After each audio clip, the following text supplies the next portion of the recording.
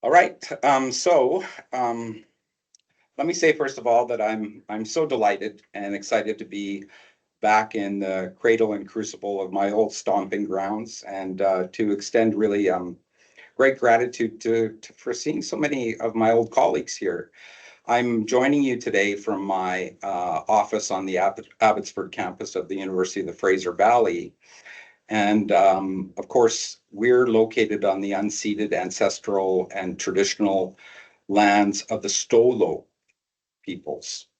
And I want to acknowledge my tremendous gratitude for their hospitality in sharing these lands, but also to underscore, really emphasize that gratitude really is not enough, that the work of reconciliation requires tireless commitment, sedulous effort, and deep determination. I'm saying this without being overly dramatic because I think we're increasingly at a crossroads here in North America between forces who see value and hope and potential in the work of reconciliation and those who have become more authoritarian in orientation. I'm foreshadowing some of the content of my talk, but those of the might is right mindset, I would say, for whom conquest and dispossession are mere facts of life, right? So I think this work of reconciliation is something we really, at this particular historical kind of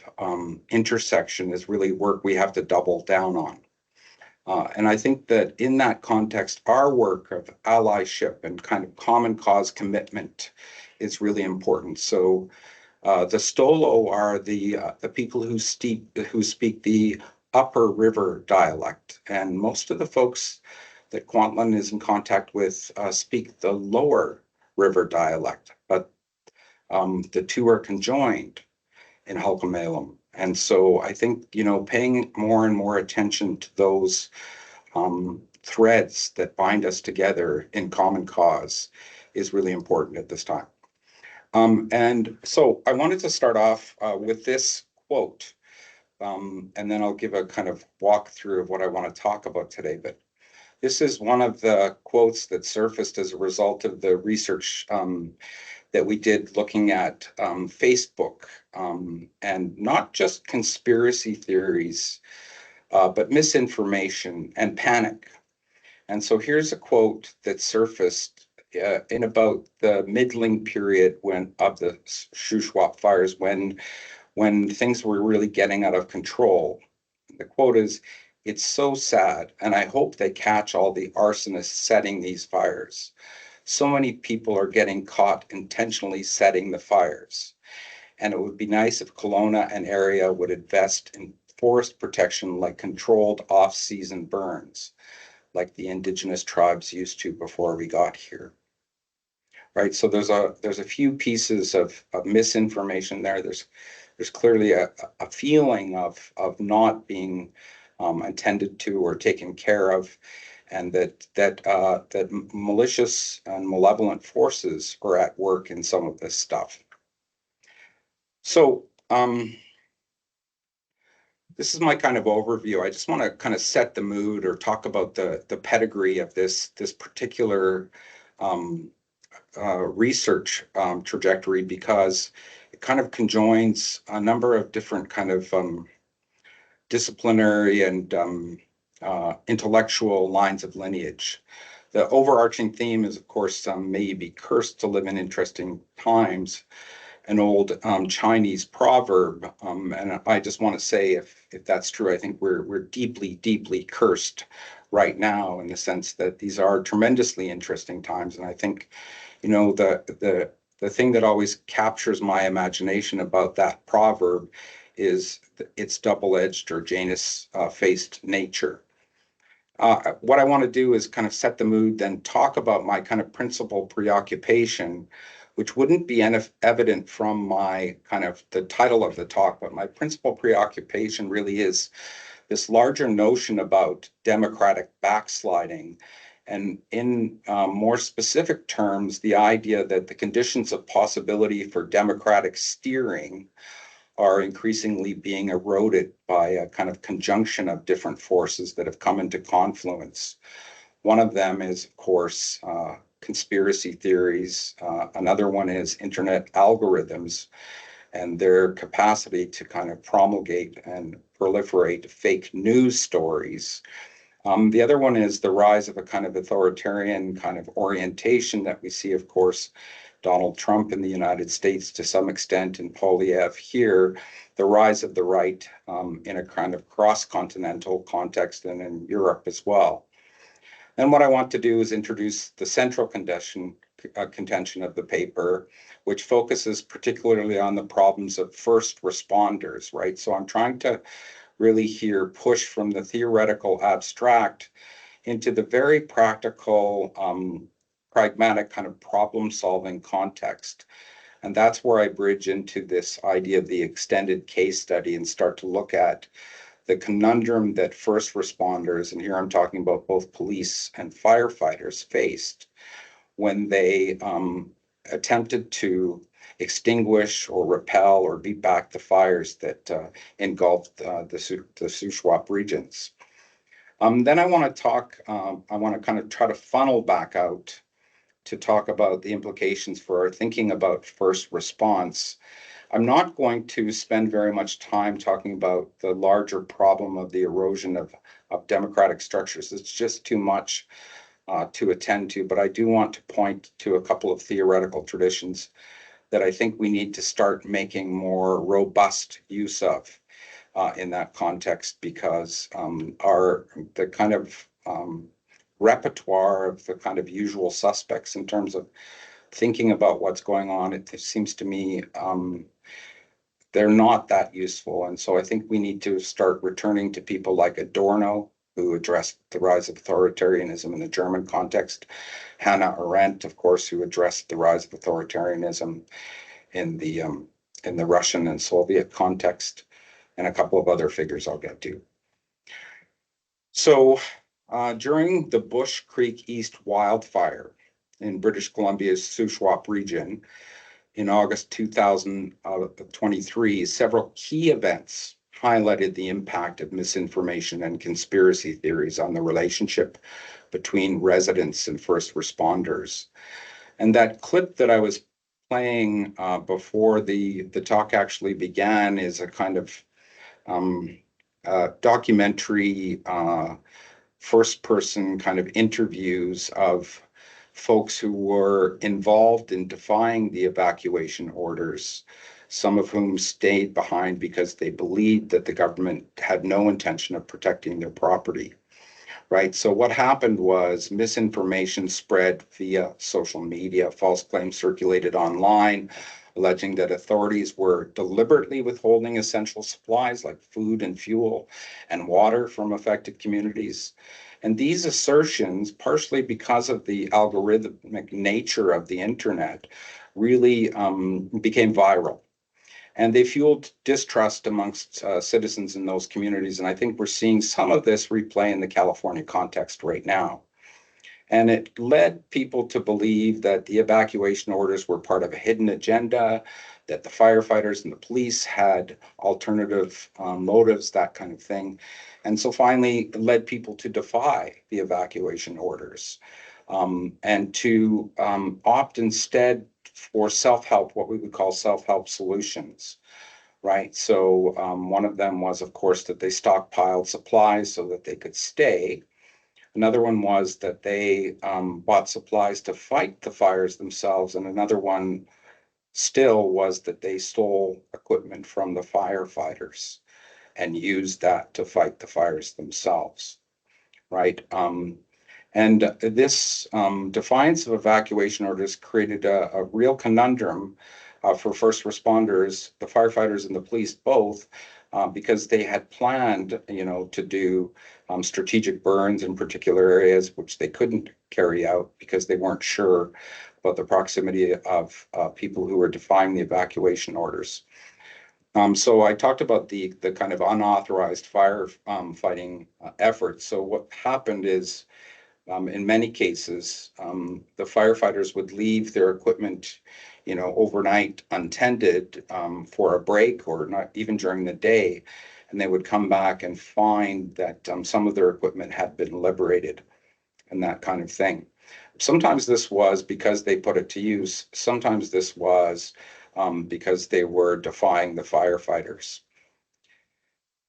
The other issue was about resource misallocation. So part of the rumor that was spreading was that the firefighters and the police and the first responders were not, they were withholding resources from communities and for people who were staying behind. And so what happened as a consequence of that is people in the South, Shuswap, rallied to the assistance of people in the North Shuswap and actually tried to ferry in supplies and get behind the kind of barricades, right, that had been set up. This resulted in a series of confrontations, first with firefighters and police, and then secondly, with the police, who ended up setting up barricades around these things. And of course, all of this culminated in an escalation of tensions, in fights at some points, in a massive demoralization. So that's a brief sketch. Now, I said that I wanted to kind of get to my principal kind of preoccupation. And my principal preoccupation is here with the conditions of possibility for the success of first responders and particularly police. But it also goes to people like ambulance, paramedics, and firefighters. And we all know, or at least many of us know, that the father of policing in the kind of contemporary Canadian context is a person named Robert Peel, who talked about how our democratic police organizations rely on consent, right? He has this thing called Peel's Principles, and he talks about how the success of the police in executing their mission is directly proportional to the level of kind of public confidence that the public has in the police, right? And so that's where I'm trying to get to here. And what I want to do is start a little more broadly. And I'm really actually thinking about somebody like Habermas here, who talks about how our democratic steering systems are grounded in discursive claims making and communication. And really what Habermas wants to say is that for democratic polis to steer itself in the way that it's intended to, people need to be able to raise claims about things and redeem those claims about things so that people can kind of have an understanding of what's factually true, what's really happening, and what's not, what's a myth.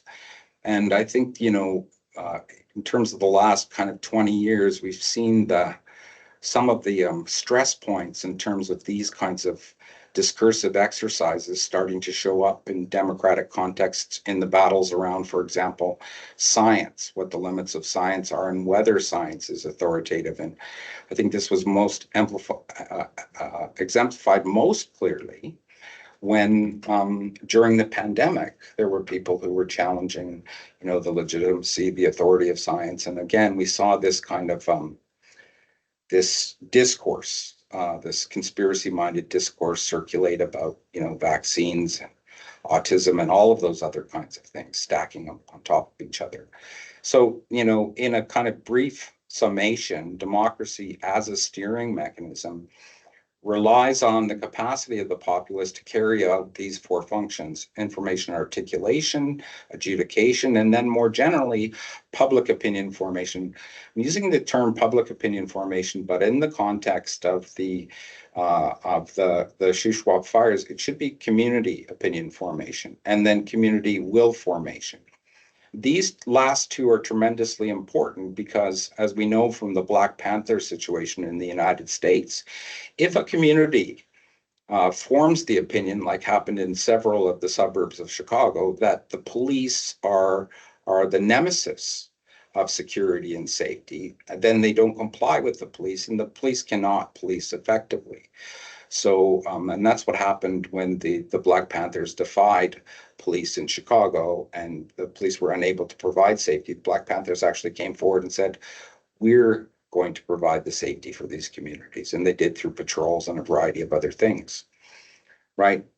So I put this down. I don't know if this is too grandiose, but I think the history of democratic development can, to some extent anyway, be characterized in terms of an escalating demand that the public be able to adjudicate a lot of different claims making. And I think, if I wanted to sketch a background context here, I would say that what our current kind of historical gradient is characterized by a real escalation of the level of cognitive demand or bandwidth demand, if you want, or cognitive load, if you want, in terms of the public being expected to be aware and literate in all kinds of different areas. You just think about health or diet, for example.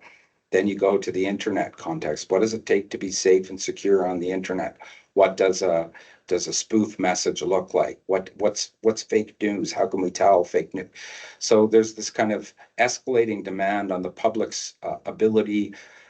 It's taxing the public's capacity for judgment, right? And at the same time this is going on, we've seen a kind of a dissolution of what in Kantian terms would be the kind of the unity of consciousness, right? More and more people think these days in terms of memes, right? And so that load, I think, needs to be factored into the analysis here, right? And I think to some extent, as a kind of putative position, we could say that some of what we're seeing in the United States is a kind of a rebellion against the expectation that you be literate in all of these kinds of areas, right? So my key contention is that what we're seeing increasingly is what I call an incendiary alchemy. And I like this term alchemy. I love language, but alchemy, I'm trying to use this idea of alchemy to try to be a little bit in defiance of a kind of scientific approach.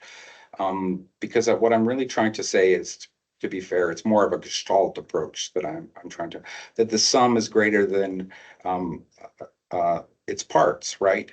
And what's happening here is we have a confluence of different factors coming in to play together that really create situations like we saw in the Shuswap and, like we're seeing increasingly. Right. So the population has to contend with this vast kind of ocean of information.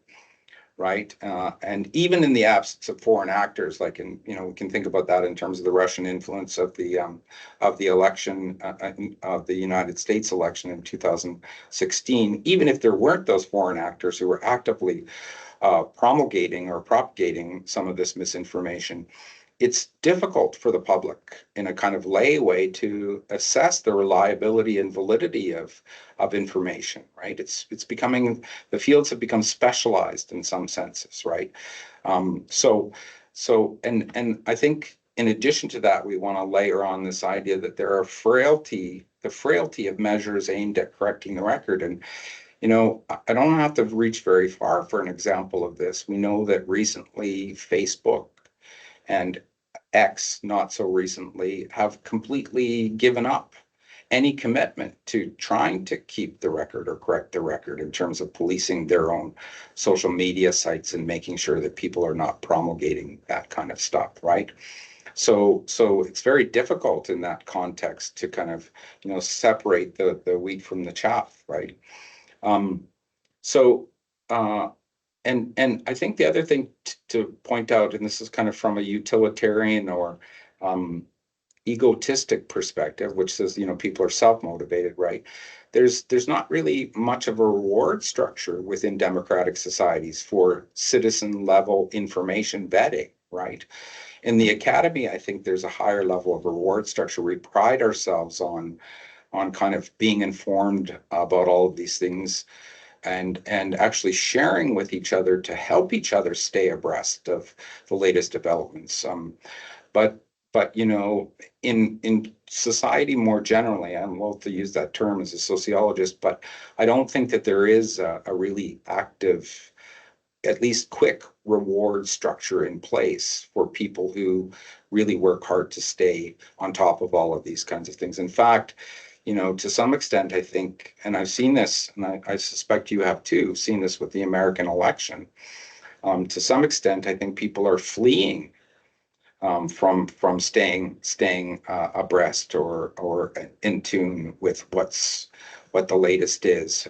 Partially because um, they feel powerless, partially because it's so difficult to keep up. I think there's a lot of reasons we could attribute to that. Some would say it's so demoralizing, right? So I say that the adjudication function that kind of makes democracies work is increasingly embattled. And what we may see is what Habermas calls a motivational crisis, where people are not really motivated. They've lost confidence in these systems to kind of steer us out of trouble. And I think, that is part of this puzzle too, is that the environmental crisis and the inability of states around the world to kind of steer us out of that crisis, I think does create this kind of futilitarian, if I can use the term, a futilitarian feeling in the populace. So, one of the things anyway that I think, and this is early on, but I think we need to change the way that we talk about information and adopt a much more elemental model, suggesting we use the kind of terms from chemistry and physics. We talk about liquids, solids, gases, right?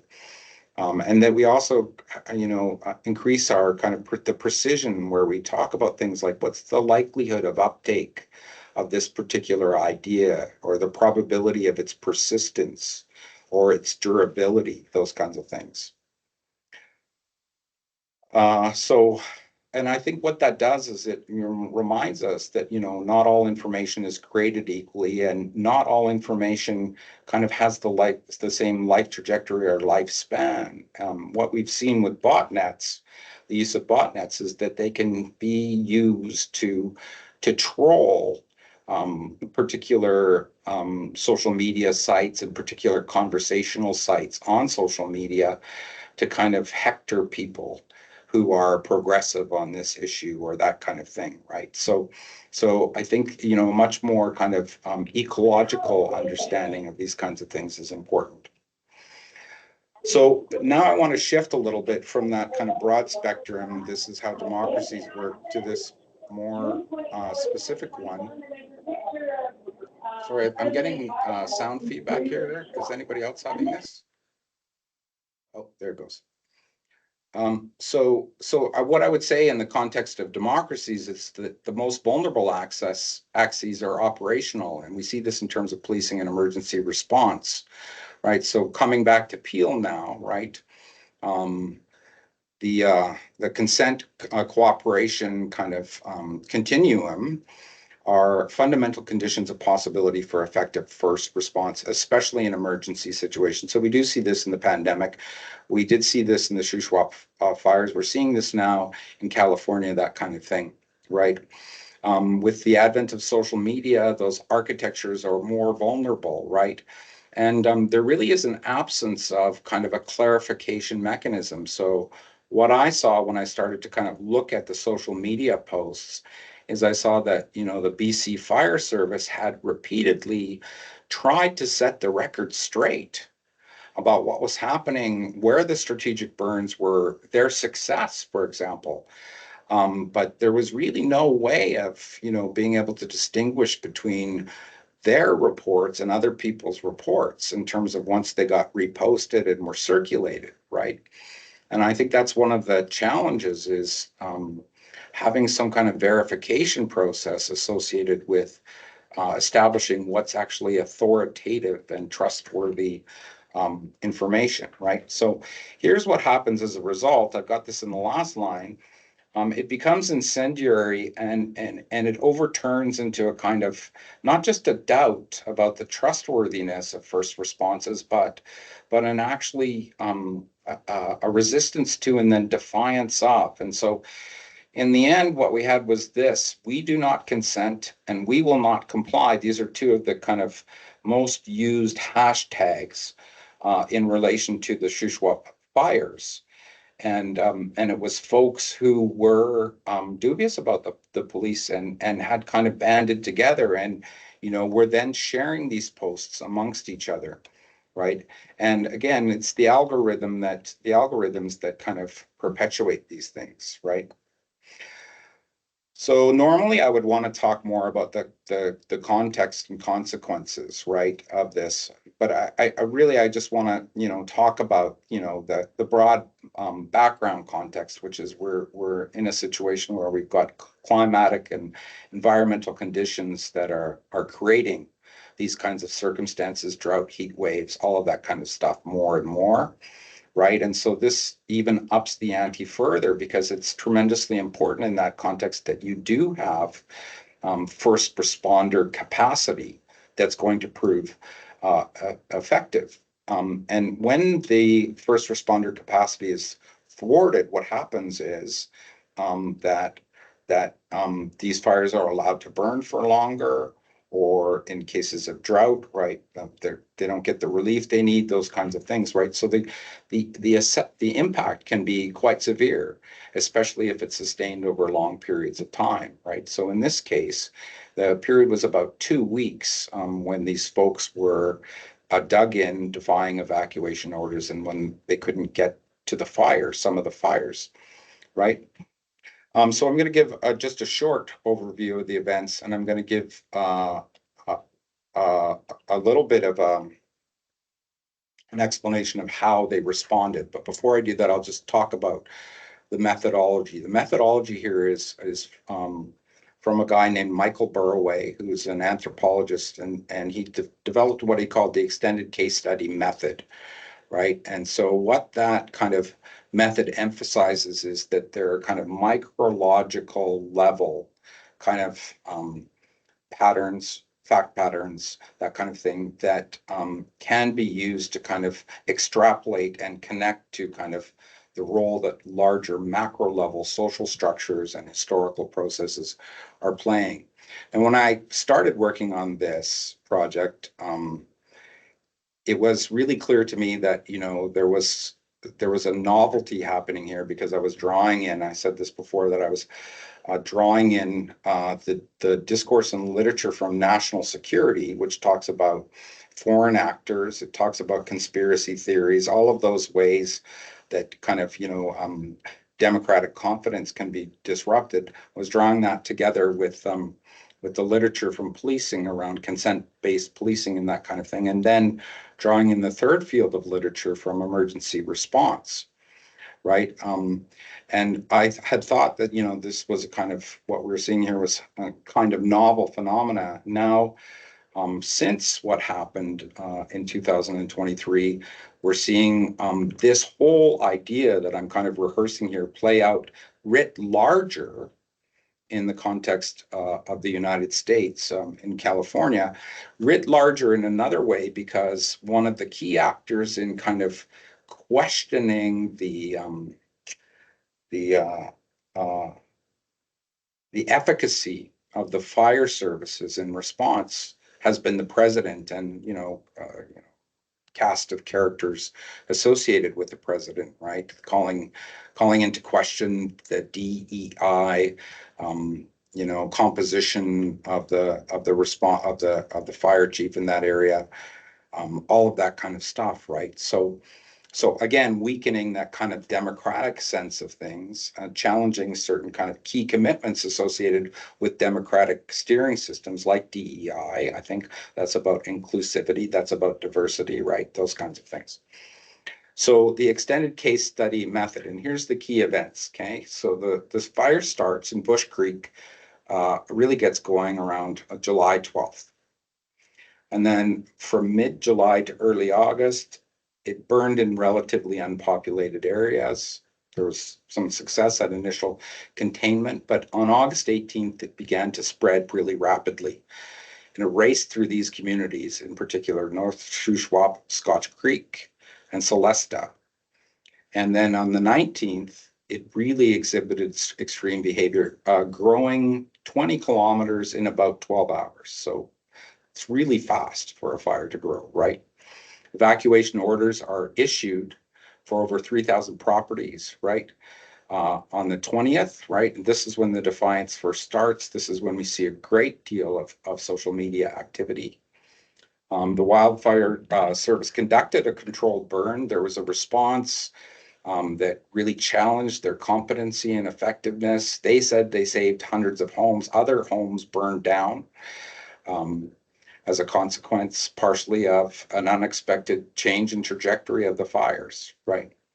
Um, and by September 6th, everything has been um, extinguished, and the residents can start to go back. Oh, and the Bush Creek one was declared being held in just September 25th. So the tools uh, for researching this kind of stuff are really still in their kind of nascent development. There are four that we made recourse to. One is the Hootsuite or Sprout Social. So it allows you to kind of listen and look for analytics in terms of tracking conversations. So in that context, we were able to track posts like the one that I shared at the beginning being reshared. And I think that resharing is kind of an important part of kind of trying to think about the social and developmental dynamics of these kinds of conspiracy theories and the ways that kind of communities end up organizing around them. Hoaxy isn't available to be used anymore. Facebook Graph is available, and we were able to make some use of that, although it's not very easy to do work with. And the NewsWhip is the most recent one that we've been working with. This social media research work really requires tremendous tenacity. Sometimes you find yourself just accidentally discovering a new pocket of things. So what I want to just do is sketch out the four kind of narratives here. One was the government was withholding resources. The second one was that there were hidden agendas behind the evacuation orders. I want to spend a second on this one just to say that there was a kind of precursor context to the success of some of these hidden agenda notions. So that area of the Shuswap is quite desirable from a kind of tourist kind of vacation home kind of perspective. And so there's been a series of kind of struggles with the local community and developers who wanted to get in there, buy up the land for cheap and build. And so one of the ideas that went viral during this period was that the local developers were in cahoots with the province and with the firefighters in terms of not responding properly to the fires because there was going to be an attempt to, after things had burned down, to rebuild vacation homes or resorts and that kind of thing, right? And that kind of relates to this third idea, the incompetent or corrupt first responders. And again, this is the precursor, I think, consideration to this is that there's no sense of solidarity whatsoever between the fire service and the local community members. Some of them lived there for 40 or 50 years. This was a repeated refrain in social media that why weren't the firefighters, involving local community members who had a good knowledge of the territories and that kind of thing when they were developing their strategic plans, or at least sharing their ideas in a more fulsome way, right? And the final one, that fuel supply and shortages of food and all of those kinds of things were premeditated or due to poor management, that they were trying to starve out people who had defied the evacuation orders, all of those kinds of things, right? And you can see how these things would concatenate together in different ways to kind of create a kind of, what I call an incendiary kind of alchemy, in the sense that, people would, these kinds of things would really adrenalize a community, right? And make them more prone to kind of feeling like they had to defend themselves. Right, so here's some of the false claims. Authorities were withholding the supplies. Um, the logistical issues were due to residents refusing to evacuate, right? Not with deliberately withholding, right? Um, okay, I think we covered that. So I'm just mindful of the time here. some of these slides, just kind of review over some of the issues that I've already talked about. Incompetence, rogue efforts to hijack supplies, rogue efforts to bypass and circumvent blockades, right?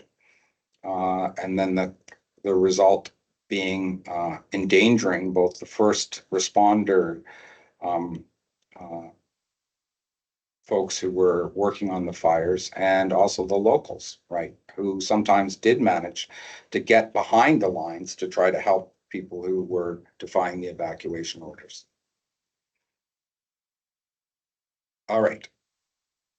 So I could go more into this, but I think, people are fairly familiar with this idea of misinformation and amplification. I've said that that the algorithms themselves are responsible for the virality of some of these things, right? So when a false news story gets a footing, and more people look at it, that increases the likelihood that it's going to be shared with others, right? So we could call that, a kind of amplification. Of course, we also know about the echo chambers, right? So when the ideas take hold and people start to believe them, then they too, right, start to promulgate them themselves. So there's a secondary kind of force multiplier there in these kinds of consequences. Now, when I started my talk, I had a slide right at the beginning that had a picture of a first responder who made his own video. It went viral, over 2 million watches within the first 3 days. The video was him talking about how tremendously demoralizing it was to know that the local population didn't trust them, suspected them, and to have the local population kind of steal all their equipment so that they could go off on their own and try to fight the fires, right? And so I think this is symptomatic of the level of breakdown that can actually result in these kinds of cases. So as I said, this scholarship kind of brings together several disparate domains: policing, firefighting, intelligence, media analysis, and the overarching one, which is my kind of background preoccupation here, is with this idea of democratic backsliding. And so that idea is about a kind of retreat within democratic societies from a commitment to the essential mechanisms that make democratic steering systems work, right? And it's also not just a retreat, it's also an active erosion by kind of proponents of more authoritarian ways of ruling, right? And of thinking about things, right? Um, and so, in the American context, we've seen, quite a bit of this in terms of, Donald Trump's initiatives to shut down all of these different programs, all of that kind of stuff. All of the stuff around DEI, for example, which is really embattled in this first responders case in the United States. That goes to the heart of a kind of democratic commitment to everyone having a voice, right? To steering to forward together, right? So it's inclusivity and it's diversity, right? But at a deeper level, it's also about equality, right? Those are our core kind of bedrock foundations of democratic societies and their structures and steering systems, right? And so one upshot of this, I think, is that we often talk about how policing is beyond politics and it's meant to be beyond politics. And I think that is the right kind of assessment of what policing is meant to be. But policing can't function without that proper democratic structure. At least democratic policing can't. And the implication, of course, is that if it's not democratic policing, it's despotic policing or authoritarian policing, that kind of thing, right? So,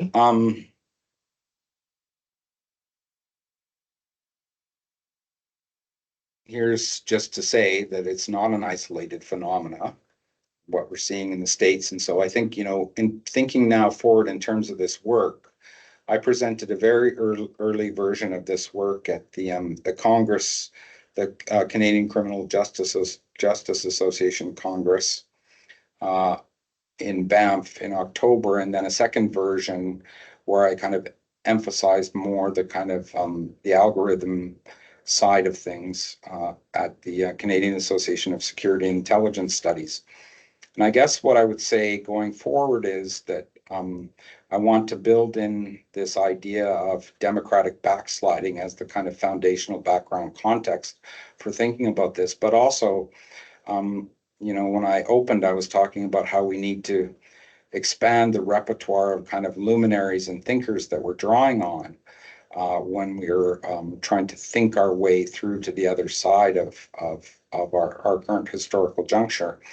And one of the ideas, anyway, that I think is really important to surface is an idea that comes from Manuel Castells, who, is the author of this trilogy of books on the networked society. And what Castells says is that it's increasingly insufficient to think that states are kind of plenipotentiary steering agents. What he means by that is that in democratic societies, we've developed the habit of kind of thinking that we need to kind of petition the state for all of our needs and wants, for all of the resolution of these kinds of things. And, what Castell's work shows, tracing largely the rise of information technologies, is that state power has been vastly decentered and delegated, and to the extent that much of our social struggle, it doesn't make sense to aim a lot of our social struggle simply at the state, right? That it's diffuse, and this has resonances with Foucault, but I think goes beyond Foucault in key senses as well. But anyway, so Castells talks about the multiplex. And so we live in a multiplex society, and we need to kind of understand the different plexes that are involved, in terms of the channels and the flows of power and that kind of thing. And when Trump held his inauguration, and sitting directly behind him were, the I think that one of the chiefs of TikTok, and of course, Musk was there, Zuckerberg was there, right? Bezos was there, right? I think that's an indication of what that kind of the loss of democratic steering looks like, what the multiplex, what a kind of approach to thinking about things in terms of a multiplex might look like. But I'm just kind of poking around in that area now, voracious as my intellect is. So I think I will close it at that, and I'm happy to for any questions or observations or insights. Thank you so very much. Thank you, Wade, for a great and, of course, very timely talk. Does anyone have questions? You can either use the raise hand function or put them in the chat. And we've got about 10 minutes. Uh-oh. It always takes a few minutes for Speechless. everybody to digest the great This information used to happen to that me you all give. the time.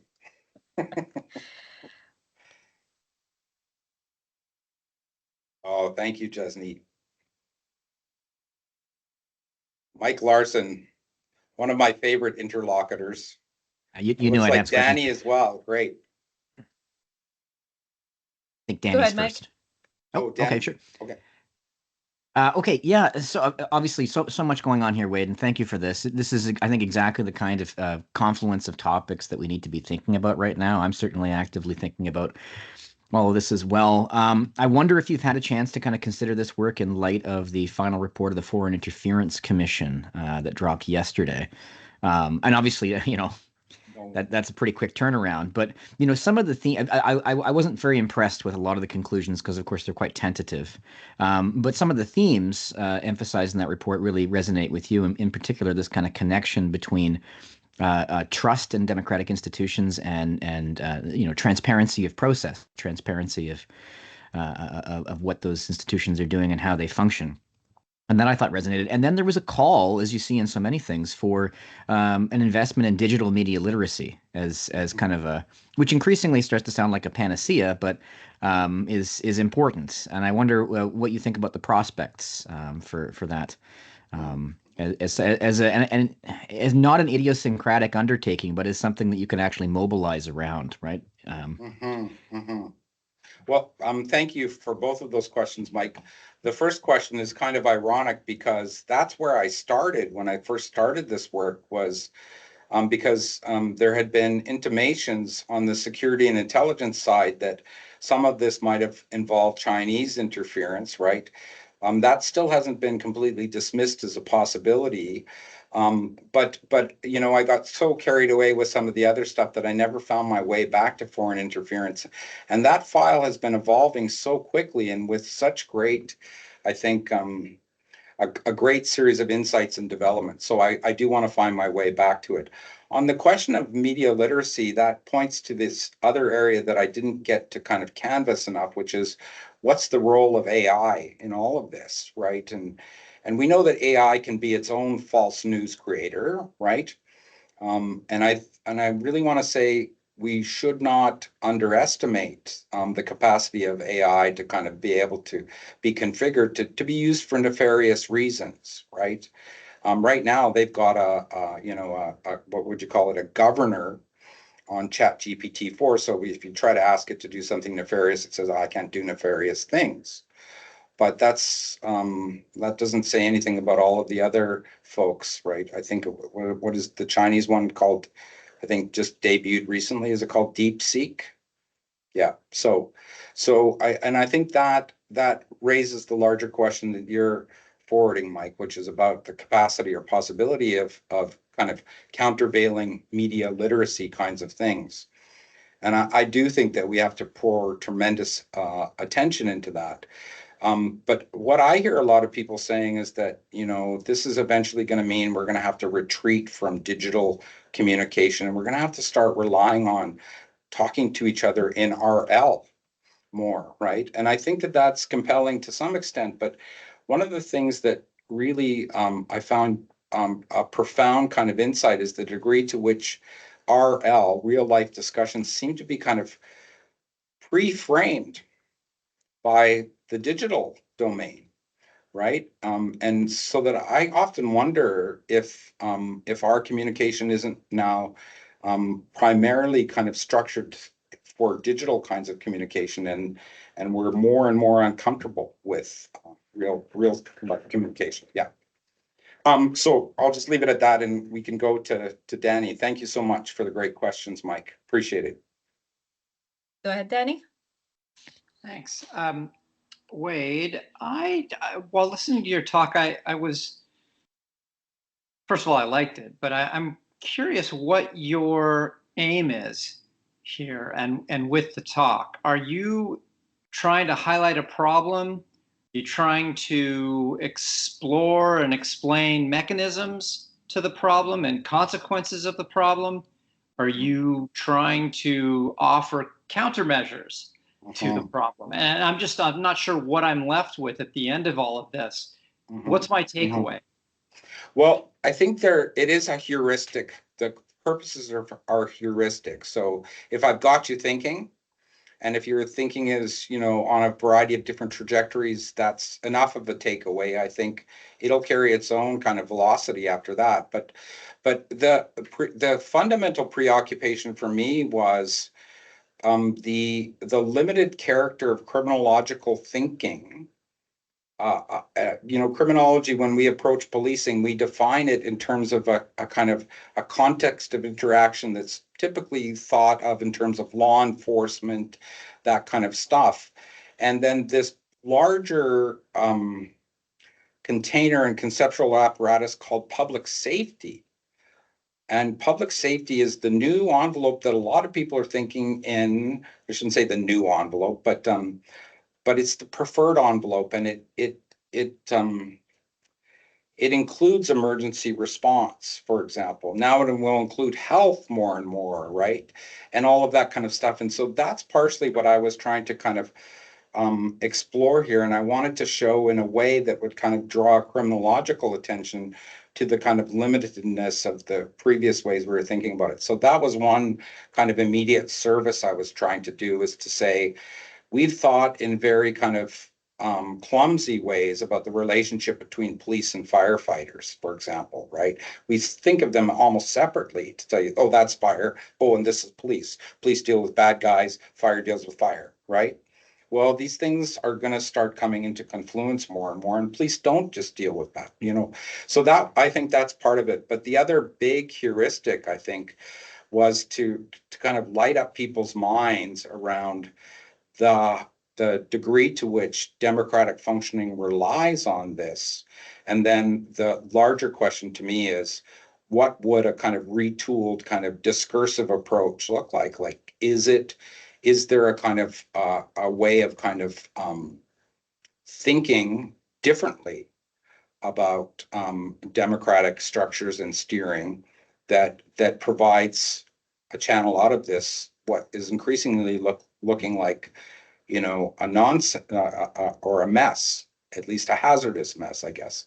I'll say it. I don't want to be pejorative, but you know, the great hope of the internet was always that it would be this, you know, indisputable instrument for the democratization of the planet, right? I mean, if you remember the very early proclamations, like the manifesto on cyberspace, those kinds of things, right? And so this is a very dystopian turn, this last kind of bit, right? Anyway, yeah, I don't know if that helps. Good, thank you. You bet. So I think there was a chat question first, if you don't mind, Farhad, from Kyle Masuba, asking, can you explain more about how information should be elemental, borrowing from chemistry? Yeah, thanks, Kyle. That was a kind of, you know, an epiphany, an early morning epiphany that, you know, to some extent, I do think that, and this is coming at it from a kind of critical kind of policing and national security intelligence perspective, that in order to kind of have an idea, like what we're trying to do is a kind of our own kind of predictive analytics there, right? So if an idea gets footing, one of the ways that we can judge the likelihood that an idea is going to get footing is by trying to think about how much uptake it's going to have, right? And who are the potential audiences where it might have uptake, right?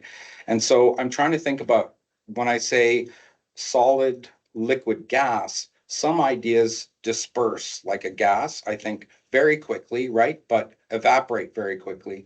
Some ideas kind of, you know, so that's what I'm trying to get to. And it's really just a heuristic at that point, but trying to get away from the kind of antiquated notion, right? It's kind of I'm trying to move in a more McLuhan-esque kind of way with this. You know, McLuhan talked about how much of the message that we get comes from the medium that receives it and transmits it, right?